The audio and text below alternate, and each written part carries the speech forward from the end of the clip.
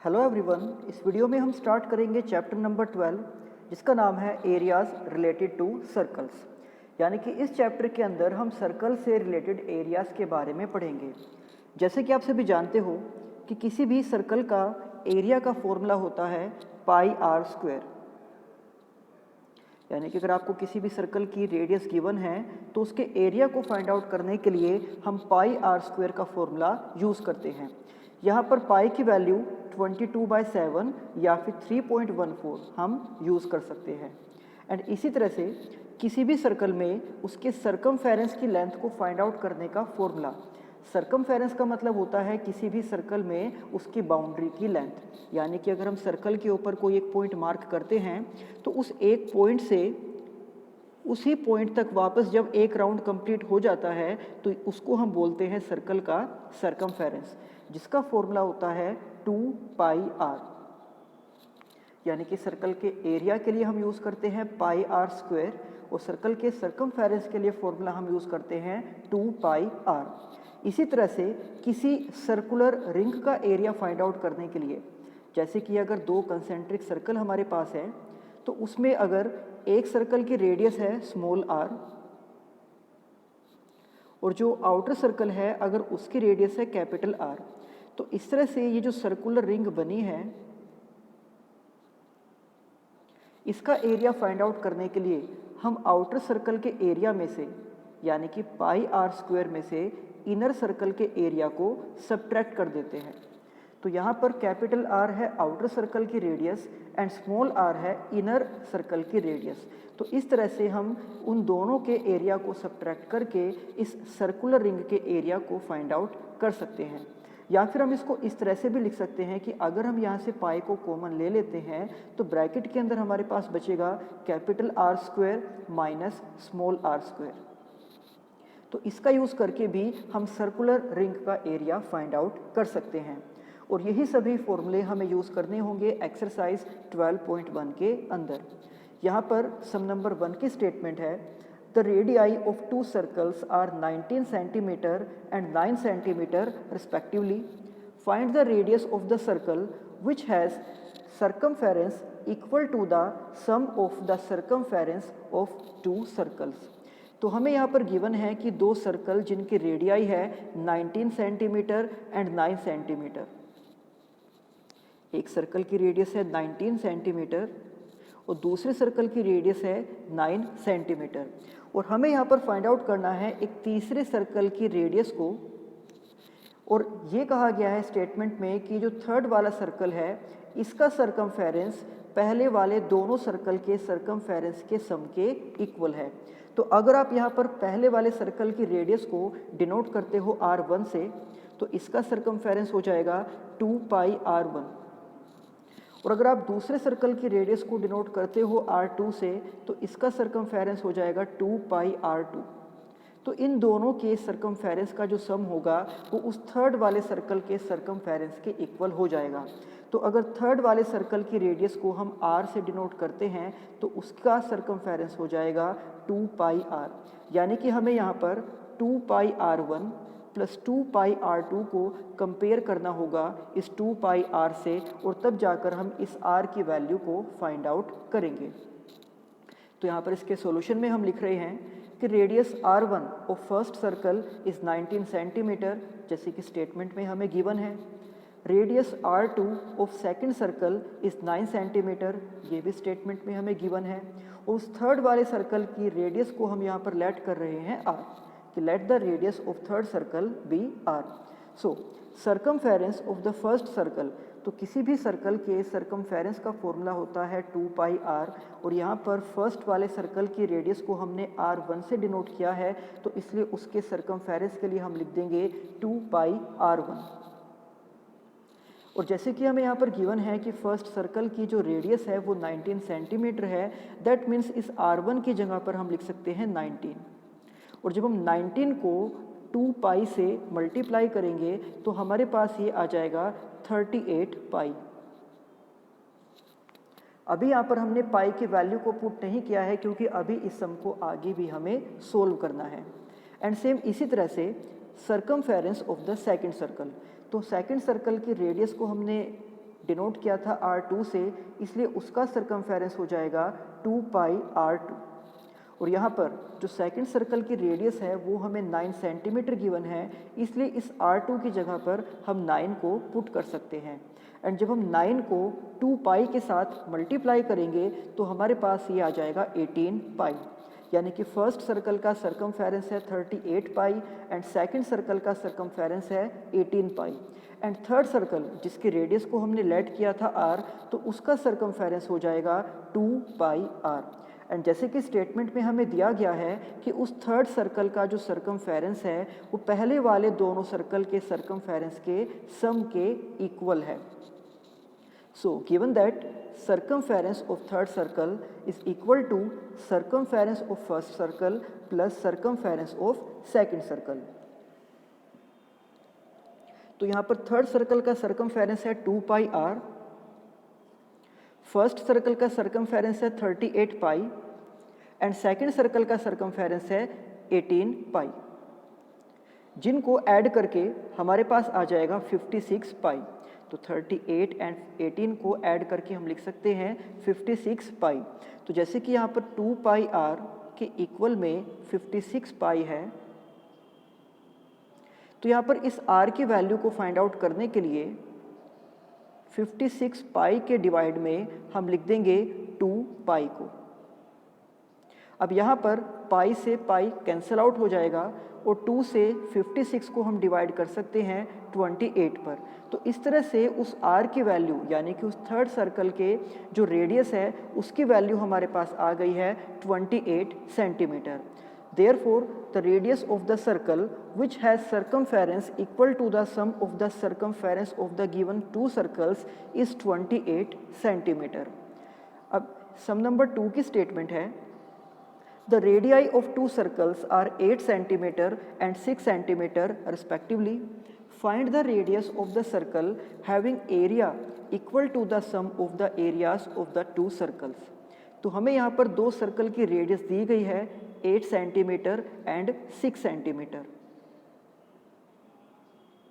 और हमें कहा गया है कि एक थर्ड सर्कल की रेडियस को हमें फाइंड आउट करना है, और इनका रिलेशन ये है कि पहले वाले दोनों सर्कल के एरिया का जो सम है वो उस थर्ड वाले सर्कल के एरिया के इक्वल है। जैसे कि आपको पता है कि सर्कल के एरिया का फॉर्मूला होता है पाई आर स्क्वायर।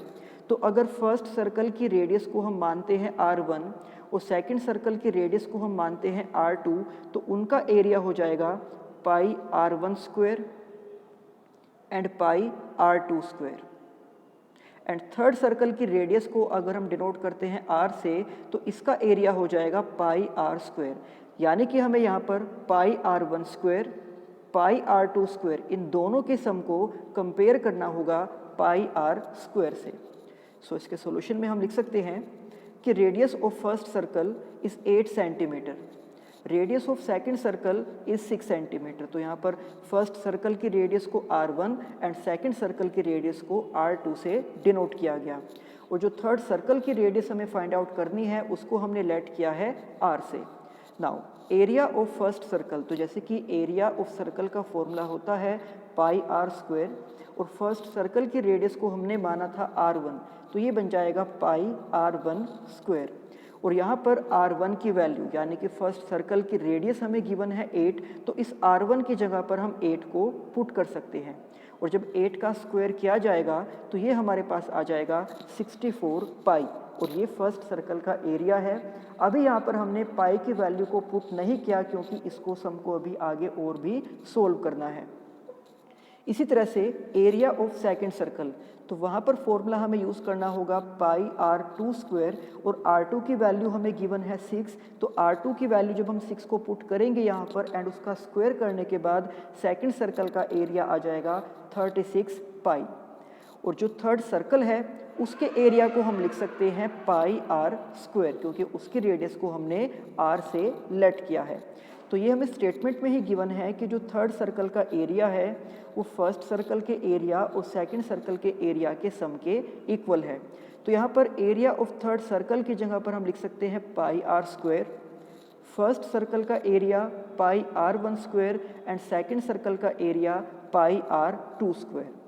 तो इस पाई आर स्क्वायर को एज इट इज़ हम यहाँ पर लिखेंगे, बट फर्स्ट सर्कल का एरिया हमने फाइंड आउट किया था 64 पाई, सेकंड सर्कल का एरिया फाइंड आउट किया गया था 36 पाई, एंड इन दोनों को ऐड करने के बाद आ जाएगा 100 पाई। तो जैसे कि आप यहाँ पर देख सकते हो कि हमारे पास स्टेटमेंट आ गई है कि पाई आर स्क्वायर इक्वल्स टू 100 पाई। तो यहाँ पर पाई से पाई कैंसिल आउट हो जाएगा और हमारे पास सिर्फ बचेगा r square equals to 100। Then जब हम इस स्क्वायर को एक साइड से दूसरी साइड में लेकर जाएंगे तो हम इसको लिख सकते हैं कि r equals to square root of 100, यानी कि जो स्क्वायर है ये 100 के ऊपर रूट में चला गया। और जब स्क्वायर को एक साइड से दूसरी साइड हम शिफ्ट करते हैं रूट की फॉर्म में, तो वहाँ पर हमें प्लस माइनस का साइन भी लगाना होता है, और 100 का रूट हो जाएगा 10, तो इसलिए r की वैल्यू हमारे पास आ गई है प्लस माइनस 10। बट हमने यहाँ पर r को सर्कल की रेडियस लेट किया था, और किसी भी सर्कल की रेडियस या किसी साइड की लेंथ या एरिया या फिर जो वॉल्यूम होता है वो कभी भी नेगेटिव नहीं हो सकता, इसलिए हम यहाँ पर -10 को नेग्लेक्ट कर देंगे और सिर्फ +10 को ही हम अपना आंसर मानेंगे। तो हम यहाँ पर लिख सकते हैं, however the radius cannot be negative, therefore the radius of the circle having area equal to the sum of the areas of two circles is 10 centimeter। तो इसलिए उस थर्ड वाले सर्कल की जो रेडियस है वो 10 सेंटीमीटर है। इसके बाद सम नंबर 3 जिसकी स्टेटमेंट है, given figure depicts an archery target marked with its 5 scoring areas from the center outwards as gold, red, blue, black and white. तो यहाँ पर आप देख सकते हो कि आपको एक फिगर दी गई है जो एक आर्चरी टारगेट मार्क को रिप्रेजेंट कर रही है, जिसमें कुछ सर्कल्स बने हुए हैं, जिसमें सबसे बीच में है एक गोल्ड कलर का सर्कल, उसके बाहर है फिर एक रेड कलर का सर्कल, फिर उसके बाहर है ब्लू कलर का एक सर्कल, फिर उसके बाहर है ब्लैक, और सबसे बाहर है फिर वाइट। तो स्टेटमेंट में हमें कहा गया है, the diameter of the region representing gold score is 21 centimetre, कि यहाँ पर जो गोल्ड वाला सर्कल है इसकी जो रेडियस है, इसका जो डायमीटर है, तो वो डायमीटर है 21 सेंटीमीटर। दैट मीन्स कि इसकी रेडियस हो जाएगी 21/2 यानी कि 10.5 सेंटीमीटर। फिर आगे कहा गया है इसमें कि and each of the other bands is 10.5 centimetre wide, यानी कि यहाँ पर ये जितने भी सर्कुलर बैंड बने हुए हैं हर एक की विड्थ 10.5 सेंटीमीटर है। Find the area of each of the 5 scoring regions.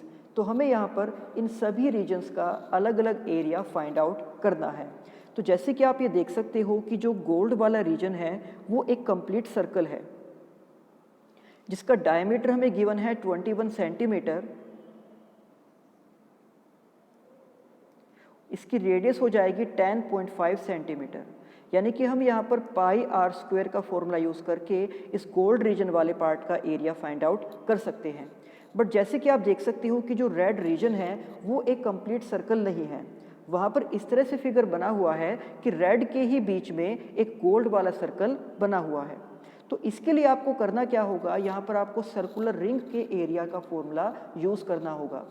जैसे कि अभी आपको इस वीडियो की स्टार्टिंग में मैंने बताया था कि अगर आपके पास 2 कंसेंट्रिक सर्कल हैं और उसमें आपको सर्कुलर रिंग का एरिया अगर फाइंड आउट करना है तो आप आउटर सर्कल के एरिया में से इनर सर्कल के एरिया को माइनस कर सकते हो, उनको सब्ट्रैक्ट कर सकते हो। तो इसीलिए जब हमें यहाँ पर रेड वाले सर्कल का या फिर रेड वाले सर्कुलर बैंड का एरिया फाइंड आउट करना होगा तो पहले हम इस कंप्लीट जो भी ये सर्कल है इस कंप्लीट सर्कल का एरिया फाइंड आउट करेंगे। देन उसके बाद हम उसमें से इस गोल्ड वाले पार्ट के एरिया को सब्ट्रैक्ट कर देंगे। एंड इसी तरह से जब हम ब्लू वाले सर्कल का एरिया फाइंड आउट करेंगे तो उस सर्कल के एरिया में से हम इस पार्ट को सब्ट्रैक्ट कर देंगे ताकि हमारे पास सिर्फ उस ब्लू वाले रीजन का एरिया आ जाए। तो इसके सॉल्यूशन में हम लिख सकते हैं, यहाँ पर आप एक और डायग्राम देख सकते हो जहाँ पर हमने हर एक सर्कुलर बैंड की विड्थ को रिप्रेजेंट किया है। जैसे कि स्टेटमेंट में हमें दिया गया था कि जो गोल्ड वाला पार्ट है उसका डायमीटर है 21 सेंटीमीटर, यानी कि उसकी जो रेडियस है वो 10.5 सेंटीमीटर हो जाएगी। तो इसका जो सेंटर होगा, सेंटर से उसके किसी भी पॉइंट को अगर हम ज्वाइन करें तो वो हो जाएगी उसकी रेडियस जो 21 का हाफ यानी कि 10.5 सेंटीमीटर है। इसी तरह से अब यहाँ पर कहा गया है कि जितने भी यहाँ पर सर्कुलर बैंड बने हुए हैं, हर एक बैंड की जो विड्थ है वो 10.5 सेंटीमीटर है, यानी कि आपको रेड वाले बैंड की विड्थ भी 10.5 सेंटीमीटर ही मिलेगी। तो उसकी रेडियस को फाइंड आउट करने के लिए हम गोल्ड वाले पार्ट की रेडियस में यानी कि 10.5 में ही इस 10.5 को ऐड कर देंगे। तो इस तरह से जो रेड वाला पार्ट है उसकी रेडियस हो जाएगी 21 सेंटीमीटर, यानी कि जो ये वाला सर्कल होगा इसकी रेडियस हो जाएगी 21 सेंटीमीटर। इसी तरह से इसके बाद जो ब्लू वाला पार्ट बना हुआ है उस बैंड की विड्थ भी 10.5 ही होगी, यानी कि अब हम यहाँ पर 21 में ही अगर 10.5 को और ऐड कर दें तो 21 प्लस 10.5, तो यहाँ पर इस पार्ट की जो रेडियस है वो बन जाएगी 31.5 सेंटीमीटर। आप देख सकते हो कि जो ब्लू वाला सर्कल है इसकी रेडियस हो जाएगी 31.5 सेंटीमीटर। एंड इसके बाद जो ब्लैक वाला पार्ट यहाँ पर बना हुआ है उसकी रेडियस को फाइंड आउट करने के लिए हम 31.5 में ही 10.5 को और ऐड कर देंगे एंड 31.5 प्लस 10.5 इन दोनों का सम हो जाएगा 42.0, यानी कि जो ब्लैक वाला सर्कल होगा उसकी रेडियस हो जाएगी 42 सेंटीमीटर। इस तरह से आप देख सकते हो कि ये ब्लैक वाला सर्कल है एंड इसकी रेडियस जो है वो 42 सेंटीमीटर हो जाएगी। एंड इसके बाद जो सबसे बाहर वाला सर्कुलर बैंड है यानी कि जो वाइट कलर का बना हुआ है उसकी रेडियस के लिए हम इस 42 में ही 10.5 को और ऐड कर देंगे। तो 42 प्लस 10.5 इज 52.5। तो इस तरह से जो सबसे आउटर सर्कल यहाँ पर है, जो सबसे बाहर वाला सर्कल यहाँ पर बना हुआ है,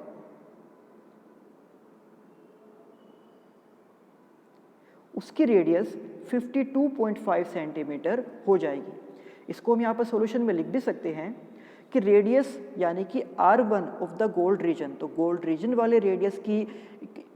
वाले जो पार्ट है उसकी रेडियस को डिनोट किया गया है R1 से, जो 21 का हाफ करके 10.5 सेंटीमीटर हमारे पास आ गई है, क्योंकि वहाँ पर डायमीटर हमें दिया गया था 21 सेंटीमीटर एंड 21 का हाफ करके हम इसको लिख सकते हैं 10.5 centimetre.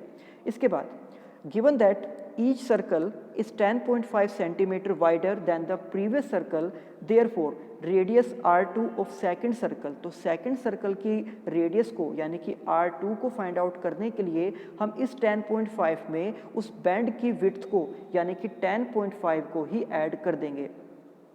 So 10.5 plus 10.5 is 21 centimetre. इसके बाद थर्ड सर्कल की रेडियस यानी कि R3 को फाइंड आउट करने के लिए अब हम 21 में 10.5 को ऐड कर देंगे और ये बन जाएगा 31.5 सेंटीमीटर। इसी तरह से फोर्थ सर्कल की रेडियस यानी कि R4 को फाइंड आउट करने के लिए हम 31.5 में 10.5 को ऐड कर देंगे और ये बन जाएगा फिर 42 सेंटीमीटर। इसी तरह से जो फिफ्थ सर्कल है उसकी रेडियस यानी कि R5 को फाइंड आउट करने के लिए 42 में 10.5 को ऐड किया जाएगा और ये आ जाएगा 52.5 सेंटीमीटर। यानी कि जितने भी सर्कुलर बैंड यहाँ पर बने हुए हैं उन सभी की रेडियस को यहाँ पर रिप्रेजेंट किया गया है R1, R2, R3, R4 and R5 से। तो सबसे पहले अब यहाँ पर area of gold reason, that is area of first circle. तो जैसे कि आप यहाँ पर डायग्राम में देख भी सकते हो कि जो गोल्ड वाला पार्ट है वो अपने आप में एक कंप्लीट सर्कल है।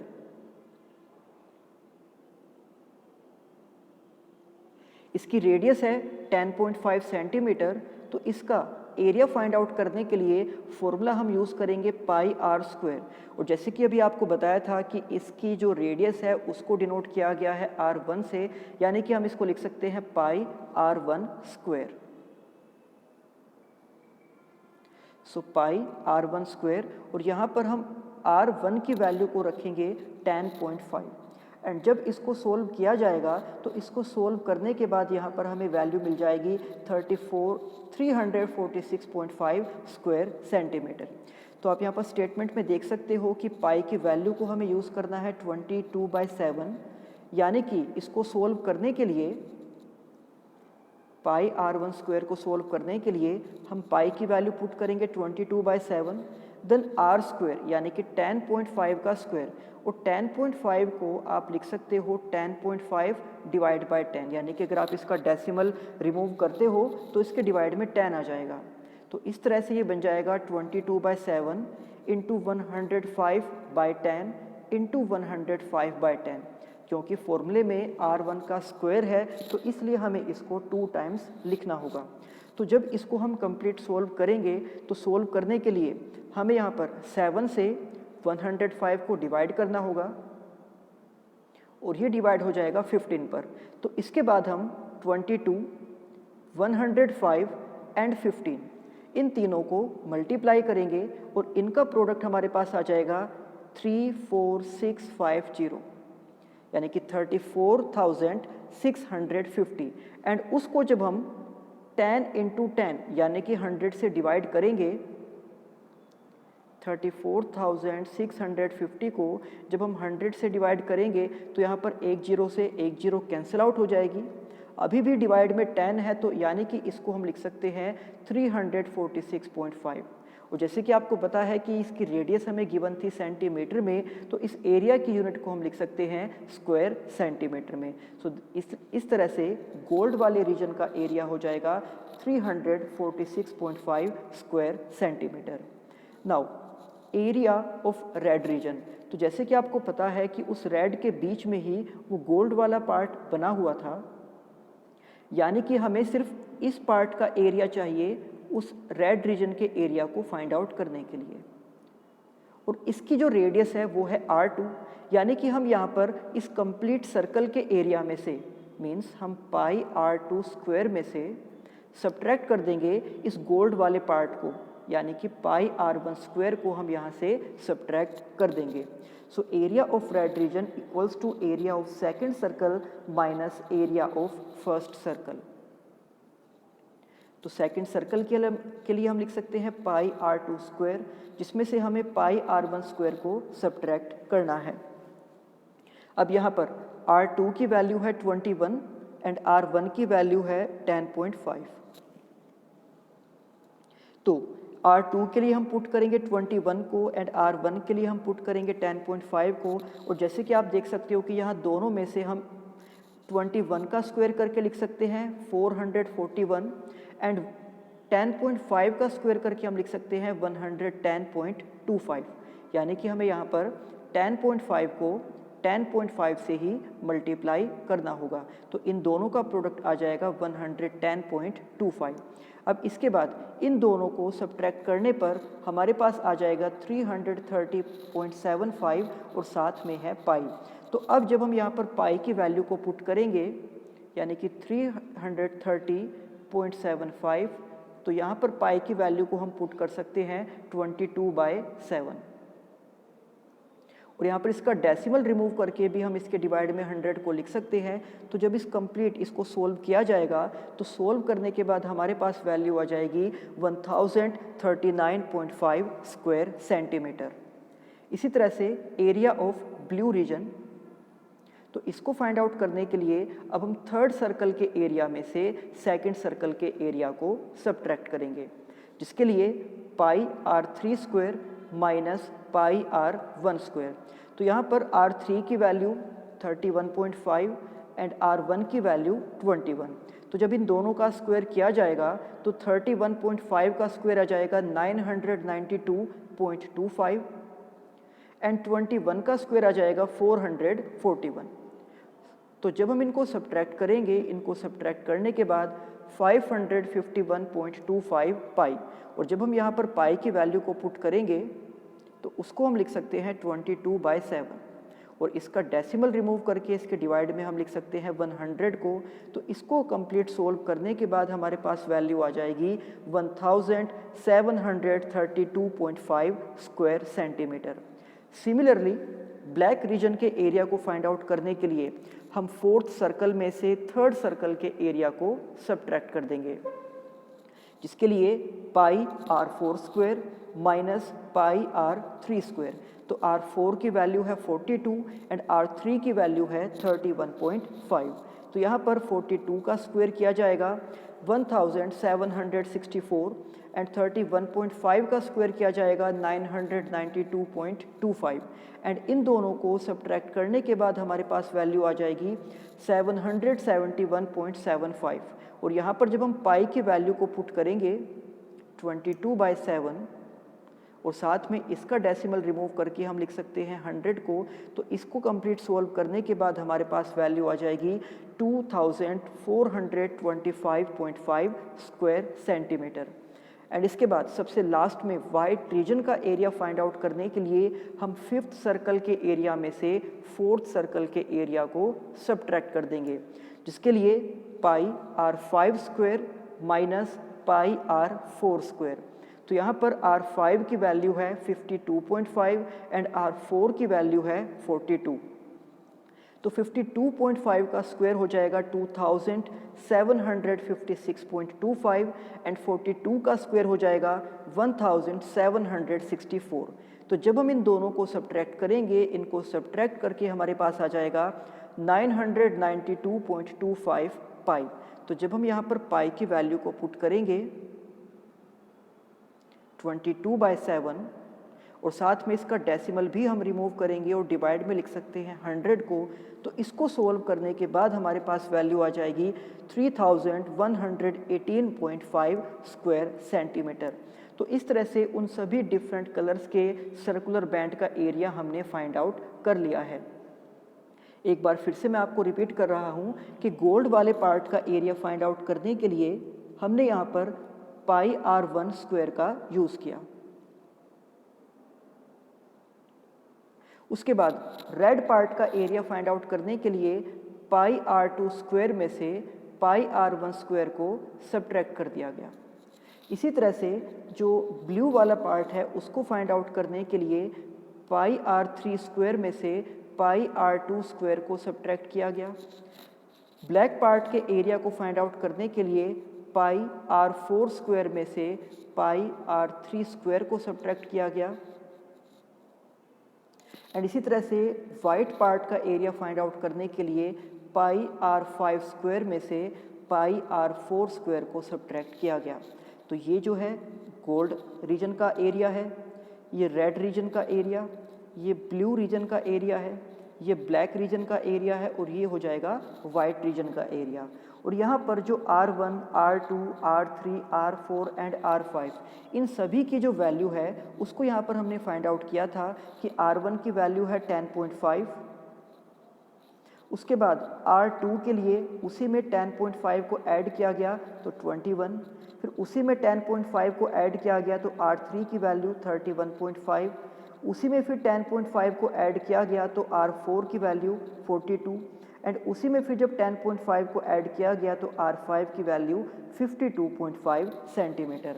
तो इस तरह से हमने यहाँ पर उन सभी डिफरेंट कलर्स के जो रीजन थे उनके एरिया को फाइंड आउट कर लिया है। नाउ सम नंबर 4, जिसकी स्टेटमेंट है the wheels of a car are of diameter 80 centimetre each. किसी कार के जो व्हील्स हैं उनका डायमीटर है 80 सेंटीमीटर, दैट मीन्स उनकी रेडियस हो जाएगी 40 सेंटीमीटर। हमसे यहाँ पर पूछा गया है how many complete revolutions does each wheel make in 10 minutes. तो हमें ये बताना है कि जो हर एक व्हील है वो 10 मिनट्स में कितने रिवोल्यूशंस कंप्लीट करता है, यानी कि वो कितनी बार घूमता है 10 मिनट्स में। When the car is traveling at a speed of 66 kilometre per hour. तो हमें यहाँ पर कार की स्पीड भी दी गई है 66 किलोमीटर पर आवर। तो जैसे कि आपको पता है कि कोई भी एक सर्कल है या कोई भी एक सर्कुलर व्हील है तो अगर हमें ये पता करना है कि किसी व्हील ने एक चक्कर में या फिर एक रिवॉल्यूशन में कितनी डिस्टेंस ट्रैवल की है, कितनी डिस्टेंस कवर की है, तो हम फाइंड आउट करते हैं उसके सरकमफेरेंस को, यानी कि 2 पाई आर को।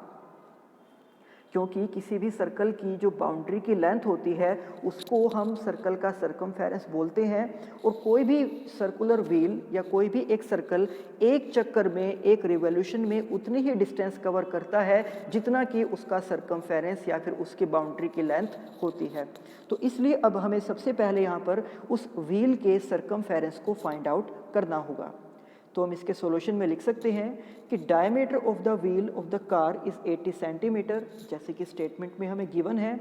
Now radius r of the wheel of the car is 40, क्योंकि डायमीटर का हाफ करके हम रेडियस को फाइंड आउट कर सकते हैं, तो 80 का हाफ हो जाएगा 40 सेंटीमीटर। एंड सर्कल के सरकमफेरेंस का फॉर्मूला होता है 2 pi r. So circumference of the wheel equals to 2 pi r. यहाँ पर इस r की वैल्यू को हम पुट कर सकते हैं 40, तो 40 इंटू 2 पाई यानी कि 80 पाई सेंटीमीटर। ये उस व्हील का सरकमफेरेंस है, यानी कि जो व्हील है वो एक चक्कर में इतनी डिस्टेंस कवर करता है। अब हमें सबसे पहले ये फाइंड आउट करना होगा कि जो कार है वो 10 मिनट्स में कितनी डिस्टेंस कवर करती है। जैसे कि हमें ये गिवन है कि कार की स्पीड है 66 किलोमीटर पर आवर, यानी कि कार 1 घंटे में 1 आवर में 66 किलोमीटर की डिस्टेंस को कवर करती है। So speed of car is 66 kilometre per hour. But जैसे कि आप देख सकते हो कि डायमीटर या फिर जो रेडियस है वो हमें गिवन है सेंटीमीटर में, तो इसलिए हम यहाँ पर इस किलोमीटर को भी सेंटीमीटर में कन्वर्ट कर लेंगे। और जो टाइम हमें यहाँ पर गिवन है स्टेटमेंट में वो गिवन है मिनट्स में, तो इसलिए इस आवर को हम मिनट्स में कन्वर्ट कर लेंगे। यानी कि हमें यहाँ पर किलोमीटर को कन्वर्ट करना होगा सेंटीमीटर में एंड आवर को कन्वर्ट करना होगा हमें मिनट्स में। तो जो कार की स्पीड है वो हमें फाइंड आउट करनी होगी सेंटीमीटर पर मिनट्स में। तो जैसे कि आप सभी जानते हो कि 1 किलोमीटर में 1000 मीटर्स होते हैं एंड 1 मीटर में 100 सेंटीमीटर होते हैं। तो इसीलिए किलोमीटर को सेंटीमीटर में चेंज करने के लिए हम ये लिख सकते हैं कि 1 किलोमीटर इक्वल्स टू 1000 इंटू 100, यानी कि 1 लाख सेंटीमीटर। मीन्स अगर आप किलोमीटर को 1000 से मल्टीप्लाई करते हो तो वो मीटर में आ जाएगा, एंड जब आप उसको 100 से फिर मल्टीप्लाई कर दोगे तो वो कन्वर्ट हो जाएगा सेंटीमीटर में। तो इस तरह से हम ये लिख सकते हैं कि 1 kilometre equals to 1 lakh centimetre. तो इसलिए जो 66 किलोमीटर था उसको हमने मल्टीप्लाई कर दिया है 1 लाख से, तो ये कन्वर्ट हो जाएगा सेंटीमीटर में। इसी तरह से अब जैसे कि हमें पता है कि 1 आवर में 60 मिनट्स होते हैं,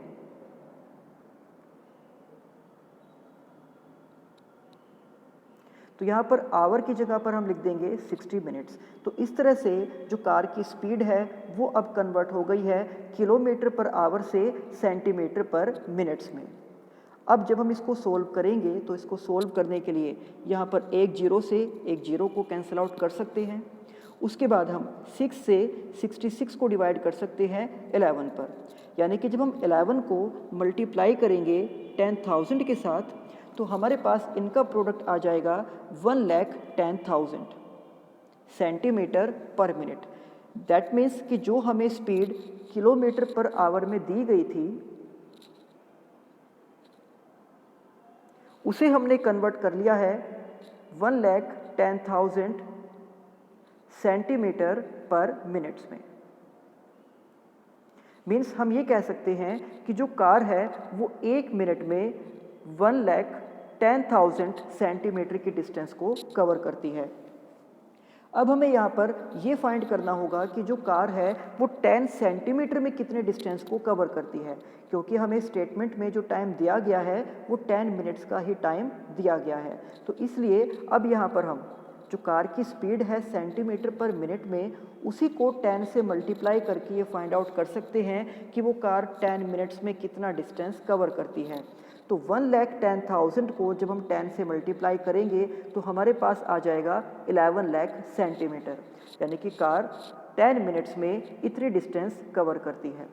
इससे पहले हमने फाइंड आउट किया था उस व्हील के सरकमफेरेंस को, जो हमारे पास आया था 80 पाई सेंटीमीटर, और अब हमने फाइंड आउट किया है कि कार ने 10 मिनट्स में कितनी डिस्टेंस कवर की है, और वो है 11 lakh centimetre. Now let the number of revolutions of the wheel of the car be n। हम ये मानकर चल रहे हैं कि जो कार का पहिया है, जो कार का व्हील है, उसने n चक्कर लगाए हैं, यानी कि जो नंबर ऑफ रिवोल्यूशंस है वो है n। That means n into distance travelled in one revolution, यानी कि एक चक्कर में जो कार का पहिया जितना भी डिस्टेंस कवर करता है, अगर हम उसको n से मल्टीप्लाई करें तो total distance covered in 10 minutes हमारे पास आ जाएगी। और जैसे कि इस सम के स्टार्टिंग में आपको मैंने बताया था कि कोई भी सर्कल या कोई भी व्हील एक रिवोल्यूशन में, एक चक्कर में जितनी डिस्टेंस ट्रैवल करता है उसे हम उस व्हील का सरकमफेरेंस बोलते हैं। तो यानी कि हम यहाँ पर n को, नंबर ऑफ रिवोल्यूशंस को सरकमफेरेंस से मल्टीप्लाई करेंगे तो हमारे पास 10 मिनट्स में ट्रैवल की गई टोटल डिस्टेंस को हम उसके साथ कंपेयर कर सकते हैं। तो अब यहाँ पर उस n की वैल्यू को फाइंड आउट करने के लिए, यानी कि नंबर ऑफ रिवोल्यूशंस को फाइंड आउट करने के लिए हम इस 80 पाई को 11 लाख के डिवाइड में लिख सकते हैं। सो 11 लाख डिवाइड बाय 80 पाई। और अब हम इस पाई की वैल्यू को जब ओपन करेंगे तो पाई की जगह पर हम लिख सकते हैं 22 और साथ में 7।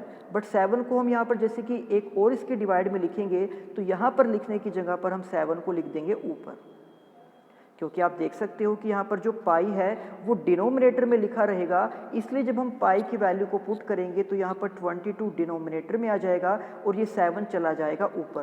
तो इसलिए यहाँ पर 11 lakh into 7 divide by 80 multiply 22। तो इसको जब हम कंप्लीट सोल्व करेंगे, यहाँ पर एक जीरो से एक जीरो कैंसिल आउट हो गई।